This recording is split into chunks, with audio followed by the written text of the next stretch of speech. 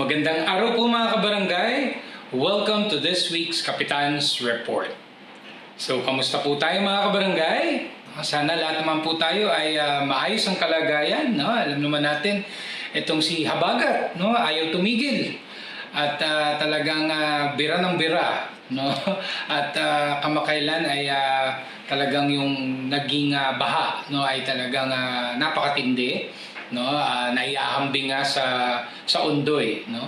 So again, of course, nakikidalamhati tayo sa ating mga kababayan na naapektuhan nitong matinding pagbaha, no. Thankfully dito sa ating area of responsibility ay wala namang untoward na pangyayari, no, at patuloy, no, ang ating barangay at ang ating lokal na pamahalaan sa ating pagmamonitor, no, sa lagay ng panahon at gayon din sa kaligtasan nating lahat.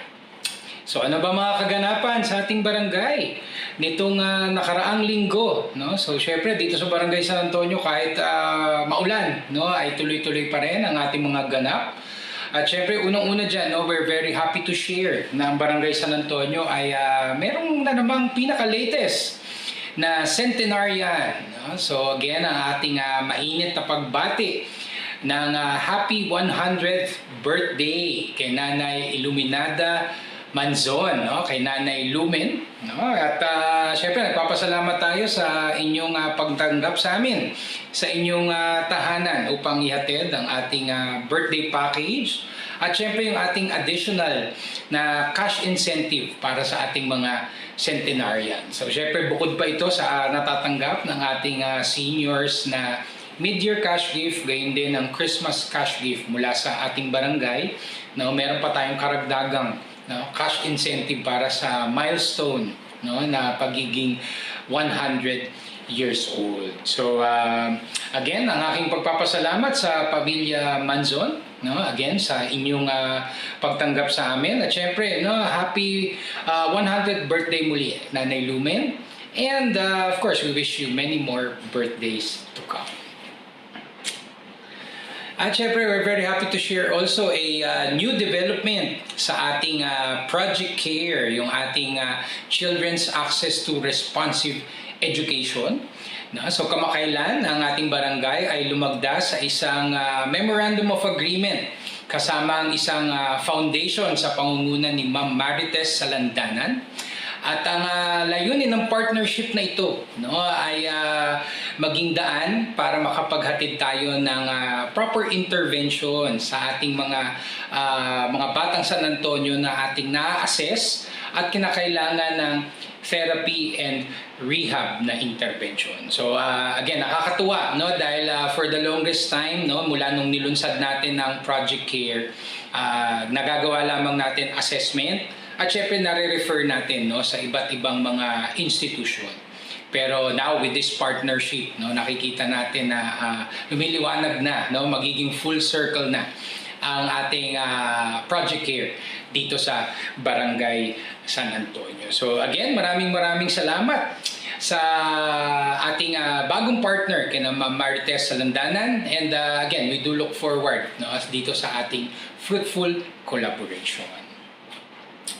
At syempre, napapag-usapan na rin natin, no, ang mga batang San Antonio, no, sa ating mga magulang sa ating Child Development Center, no, patuloy po ang ating ginagawang monthly na family support program, no. So ang FSP, no, kung tawagin, ay isang buwanan na activity natin kasama ang mga parents ng ating CDC. At nagtatalakay tayo ng iba't ibang mga paksa, no, partikular na katuon sa pagpapalakas ng ating pamilya. So kamakailan, no, ang ating naging paksa ay effective parenting, no, at nakakatuwa, no, na very well attended na ang ating naging family support program, no. So tinalakay na rin dito pala, no, yung ating magiging field trip din, no, para sa ating mga CDC pupils sa darating po na buwan ng Setyembre. So again, maraming salamat sa ating mga CDC parents, sa ating CDC teachers and staff, at sa lahat ng bumubuo po ng Committee on Education. And of course, last week, no, again, sabi ko nga, no, kahit umuulan, no, ang ating barangay ay muling binisita, no, para sa isang benchmarking activity, no. At ang ating mga naging bisita ay muli mula sa lungsod ng Maynila at 6 na barangay, no, ang ating tinanggap dito sa ating barangay hall, no, sa ating barangay. So again, nakakatuwa, no, at tinalakay muli natin ang ating mga best practices pagdating sa gender and development at gayon din sa financial management, no? So nakakatuwa din ang naging Q&A, no, yung talakayan natin kasama ang mga barangay officials, no, ng Manila City. At sabi ko nga, no, nakakatuwa dito, parang nagbe-benchmark din kami, no, dahil kahit kami dito sa barangay, kahit kami yung host, no, marami rin kaming napupulot na aral, no, marami rin kaming natututunan, no, mula sa aming mga bisita, no, pagdating sa kanilang benchmarking activity. So again, maraming salamat sa inyong pagpasyal sa Barangay San Antonio at again, always welcome po kayo dito sa aming komunidad.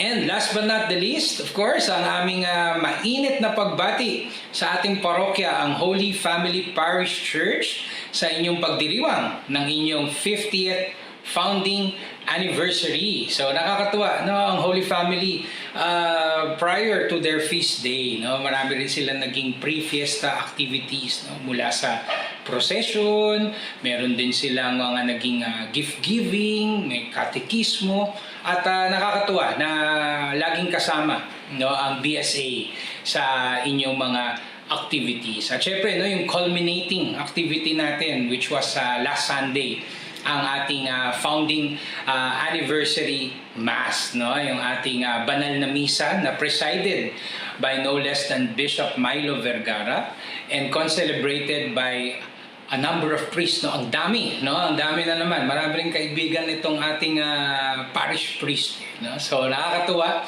na makita na very well attended rin ang ating feast day mass. So kahit medyo maulan, no, alam ko ngayon dapat meron pang street party, no, may dinner pa na sa kalsada, pero inurong na lang yun. Syempre adjust na lang, no, dahil nga medyo masama rin ang lagay ng panahon. Pero again, maraming salamat. Congratulations sa pamunuan ng Holy Family Parish, syempre sa pangunguna ng ating napakasipag na parish priest na si Father Joseph Santos. So again, happy anniversary Holy Family Parish at makakaasa po kayo sa patuloy na suporta ng Barangay San Antonio.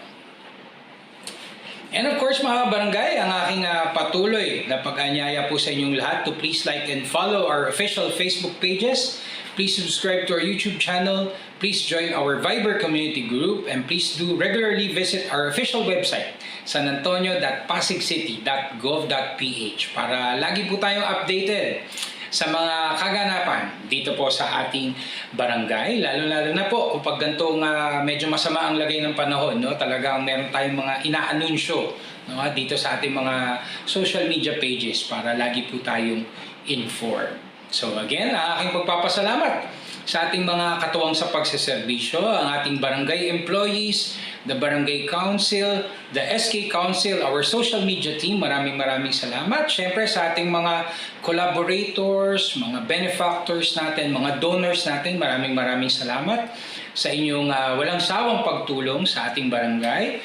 At syempre, no, sa ating mga mahal na netizens, mga kabarangay natin, mga residents, no, and stakeholders ng ating barangay, maraming salamat sa inyong patuloy na tiwala at suporta para sa BSA. So again, aking pagpapasalamat po sa inyong lahat, sa inyong pakikinig, and rest assured that BSA will continue to do its best upang ihatid po ang tunay na service with a smile para po sa ating komunidad. So sa ating mga barangay, patuloy lamang din po tayo magdasal, no? Isama natin sa dasal ang ating mga kababayan na naapektuhan nitong hagupit ng habagat. So sa ating mga kabarangay, mag-ingat po tayo lagi. Stay safe always and may God bless us all. Thank you.